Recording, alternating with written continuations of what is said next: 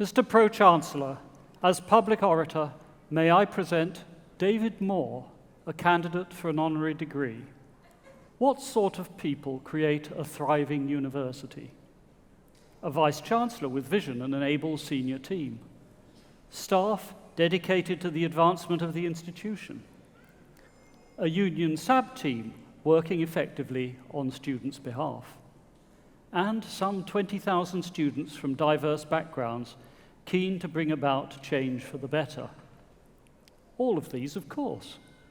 But there is one group you probably haven't thought of, the small band of lay people, volunteers in various honorary positions and on the university's governing body, council.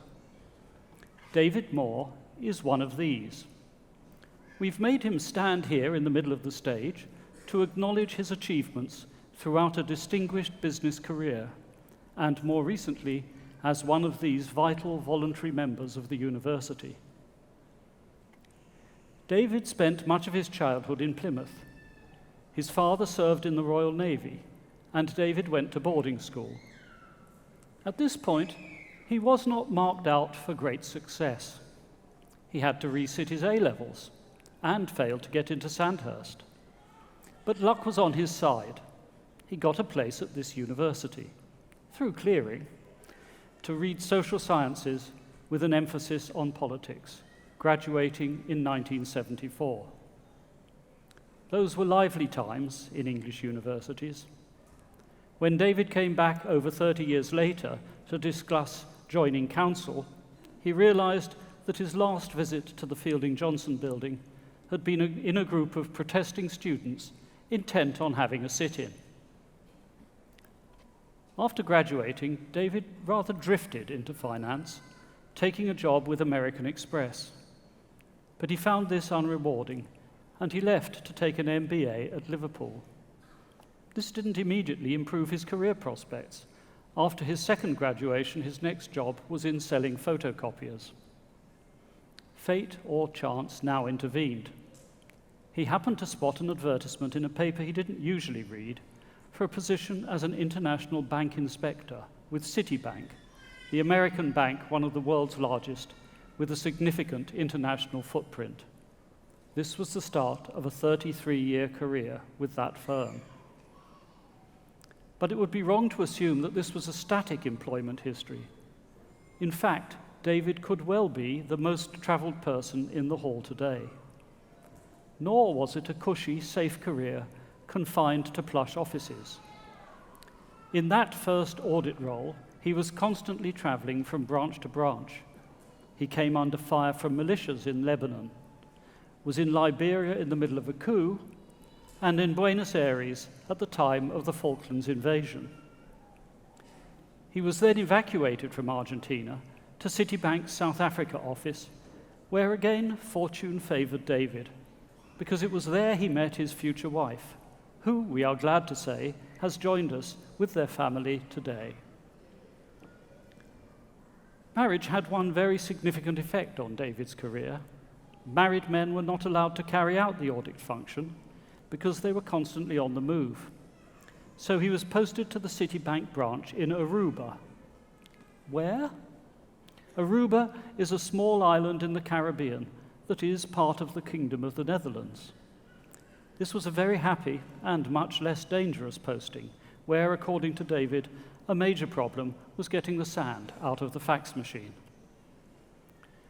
From there, he went on to be country operations manager for Citibank in the Dominican Republic, where his daughter was born, Ecuador, where his son was born, Poland, Russia, Taiwan, and finally Hong Kong. Latterly, a significant aspect of his work was training local people to take over from him. He then briefly had a position in China, but decided in 2008 that it was time to come home. The success of David's career is reflected in the fact that he became one of the managing directors of Citibank, that is, the equivalent in international banking of a partnership in other professions. Satisfying though it was, the peripatetic nature of his work frustrated David's desire to give something back. When he returned to the UK, he wasted no time using his experience for the benefit of others. Again, the chance sighting of an advertisement was a turning point, and he joined the university's council, subsequently serving for 6 years as treasurer. In this role, he played a crucial part in advising vice-chancellors on how to navigate the financial storms that batter higher education, and on the planning of important development projects such as College Court, Brookfield, the expansion of Percy G, and the new-look Freeman's Common.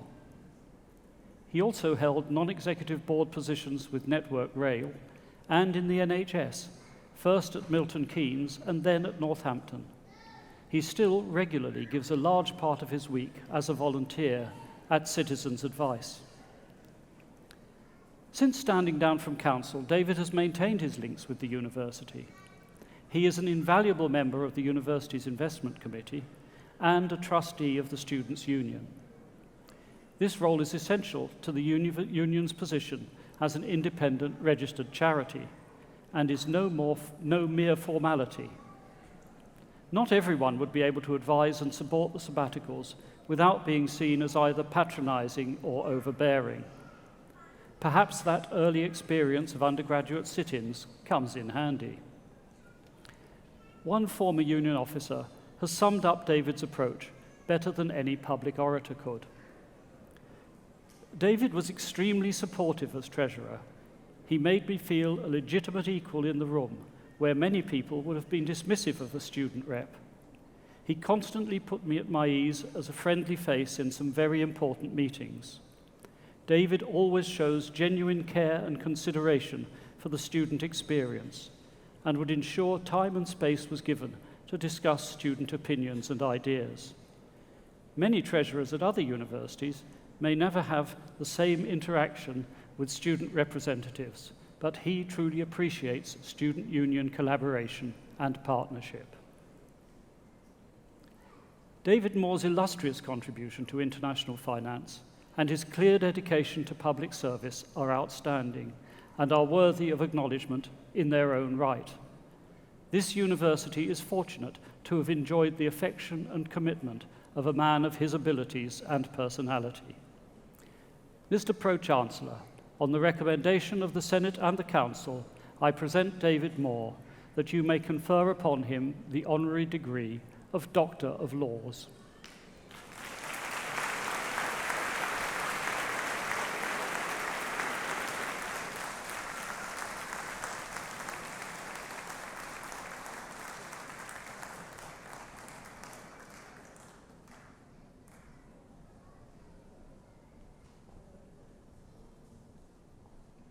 Wow. Chair of Council, distinguished academics, distinguished guests, family. I have my granddaughter Alice up there, who I haven't heard yet. I'm sure I will during the course of this brief speech. Graduands, because of course this is your day. Let me start by thanking the public orator for his kind words. I am entirely undeserving, but flattery will get you everywhere. Secondly, let me say what a privilege and indeed a pleasure it is to receive this honorary degree from our university, along with so many others of you who are also graduating here today. It's not only a privilege and a pleasure, but it's also humbling when I reflect upon the great and the good who are previous recipients of this award. And I can assure you that I am neither great nor good. Well, maybe a bit good. As the public orator has noted, I am a graduate of our university, and it has given me immense satisfaction as such to contribute to the governance of the university over the past 15 years or so, and continuing to do so especially in my role as a trustee of our tremendously vibrant Students' Union.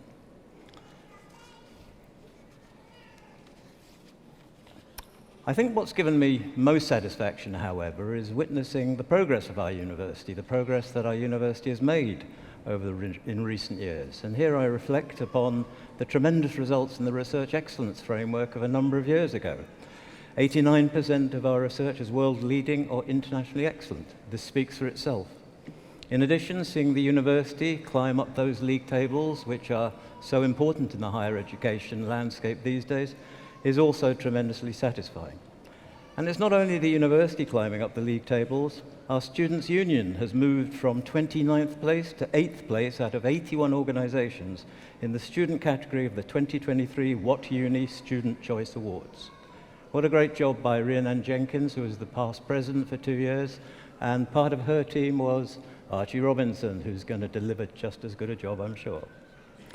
So all of this speaks volumes to the intellect and the insight of our academics, who produce the research, who do the teaching. I think it speaks volumes to the resourcefulness and skill of our administrators and of our managers, who ensure the appropriate infrastructure is in place. And of course, and most importantly, it speaks volumes to you, our students, our graduates, who are really the core of this university, the very beating heart of any university. So I did ask some colleagues what I should be saying here today, and I did receive some pieces of advice. The first piece of advice I received was, be short. The second piece of advice I received was, be short. And the third piece of advice I received was to say something meaningful to you, the graduates. So I'm sure you'll all be doubtless disappointed that I will not be giving my normal 45-minute dissertation on agricultural reform in medieval England, but I could if you wanted me to. Okay, so firstly, let me congratulate all of you who are graduating today. All of you who embody the spirit of citizens of change. It's your hard work, the sacrifices you have made, and your perseverance that has got you where you are today, to this significant milestone in your lives, which you are all celebrating. I can assure you that as citizens of change, you possess the power to shape the future. The world is full of complex challenges and uncertainties, and we need your innovative thinking and your commitment to bring about meaningful and positive change. Never underestimate your ability to make change happen, either as an individual or as part of a team. So, whatever it is you decide to do with your lives after university, or whatever it is you've already decided to do with your lives after university, let me give you these simple pieces of advice. Do it with integrity, do it with compassion, do it with the utmost dignity and respect for all of those you meet along your journey, and insofar as you can, have a bloody good time doing it. I certainly did. Good luck, congratulations, thank you very much.